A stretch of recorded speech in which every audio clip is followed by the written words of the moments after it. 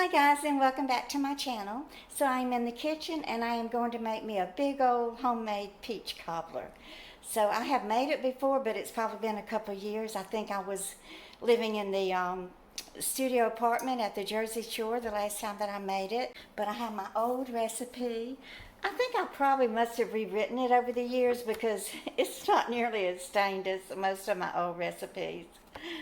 So I would probably say it must be about 25 or 30 years old. But first I want to thank my sweet friend Tammy. Y'all know Tammy. I know you communicate with her all the time in the comments. Look, she sent me this gorgeous angel pendant. It's got little stones in it. It's so pretty. It's so sparkly and beautiful. And it does match the angel earrings that Tammy sent me a few years ago. So let's get busy and we will make this peach cobbler. Okay, so we're going to start out with a half a stick of, it says oleo, so you can tell this was Dorothy's recipe. But no, we're going to use real butter. So I put it in my pan. You can use whatever kind of pan you want. You can even make it in a cast iron skillet. But I'm just going to use my little springform pan thing. So I put the half a stick in here. I'm going to melt it in the oven. Okay, now in this bowl, we are going to mix 3/4 cup of sugar, and it calls for a cup of self-rising flour, but I've always used plain. So what I'm going to do is use my plain all-purpose flour and then add 2 teaspoons of baking powder to it, and then that will make it rise. Just use some baking powder. Lord, I was making something one day. I don't know if it was pudding or what. It called for cornstarch, and I was cooking it and it started boiling up and making all this weird noise and everything, and I realized I had put baking powder in it instead of cornstarch. Okay, and then we're just going to blend this real well together. If you have a sifter, you can go ahead and sift it. Melt margarine in the baking dish and then pour the peaches and the juice over the margarine.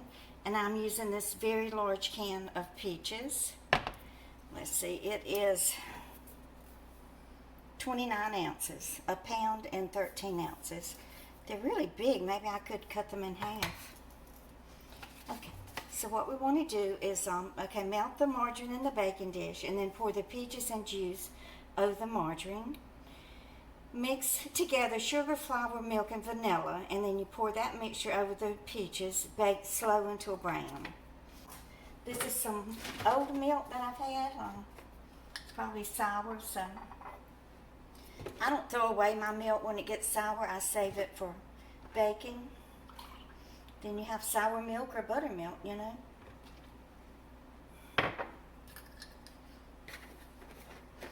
And then a teaspoon of, it says a tablespoon vanilla, but I think I wrote it wrong.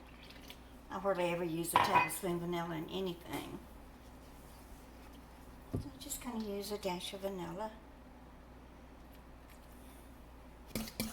So I'm working with Zeus. He's just been very, very busy. He's a very successful businessman, and he's always busy, busy, busy. So, trying to get some time that he and I both have together in the evening around 6 p.m. so that we can do another live. I really, really miss being able to see y'all's questions and comments and communicating with you back and forth, and just want to communicate and touch base with all of my subscribers. I just love y'all so much and so appreciative of you, and you deserve to have a live stream and to be noticed and recognized once in a while. I want to show you my I received a package in the mail from Susan and Simba.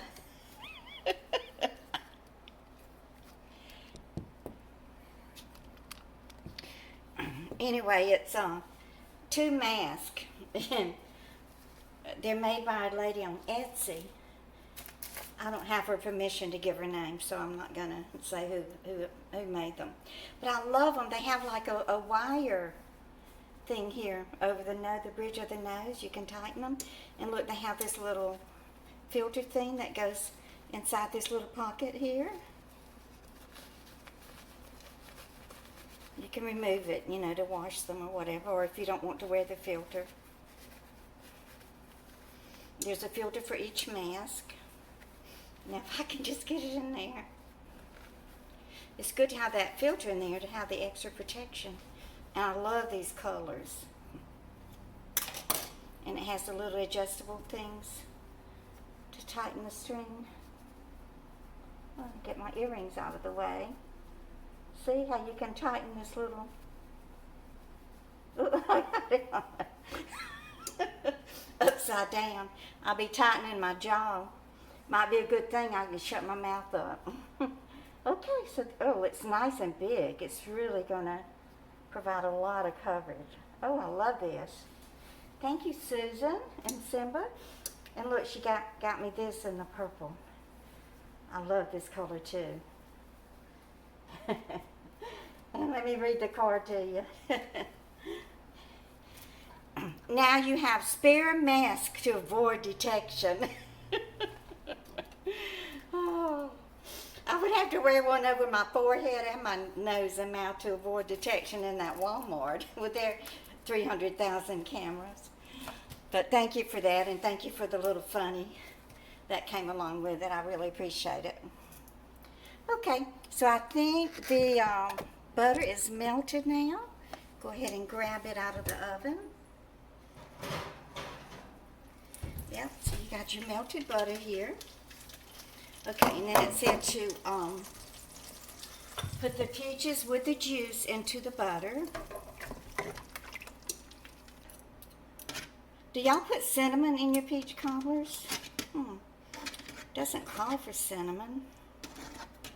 I guess I could. I don't think my mother cooked much with cinnamon. This is just such a basic recipe to just use stuff in your pantry that without having to run out to the store and buy more. Okay, so that kind of helps to spread the peaches out a little bit better. Let me see if I can find my cinnamon. It won't hurt to throw, not cumin, to throw a little dash of cinnamon onto the peaches. Okay. Now, you just pour your batter over it.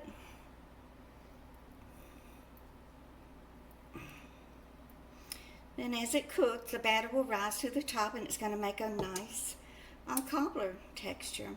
Just stir it up a little bit so that cinnamon can get mixed in with it very well.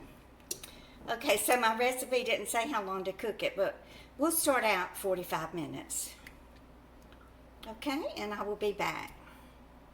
Okay, everybody, the peach cobbler has finished cooking. I ended up cooking it on 350 degrees for 1 hour. And doesn't it look delicious? I'm not going to taste of it or cut into it or anything because it is for Ife's birthday party. So I just want to wish all of you a very good evening. Thank you so much for being here with me today. And I will leave this recipe in the description box below.